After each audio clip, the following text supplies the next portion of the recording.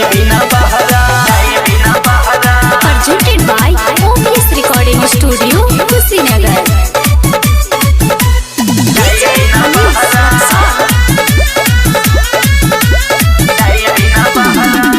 मिले खाती मानवा बेकाबूबा जाने कौन तोहरा में जादूबा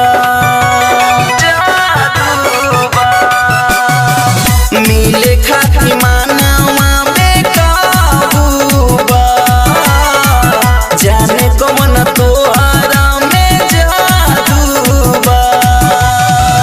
रहो नहीं पाइब बिना तहरा का हम बताई भइल जब से सगाई चोट लागल बा कहरा बोलमुआ लगवले बपहरा कि कुछ दिन आई बिना बहरा सुनो ये यरऊ कहतनी करऊ मिले जनी हो बिन सहारा बोलमुआ लगवले बपहरा कि कुछ दिन आई बिना बहरा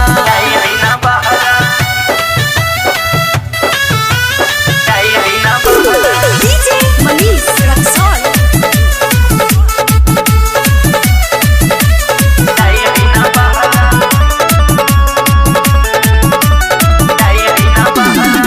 साहसु गरी वसैया बुझिना बार बार मिले खातिर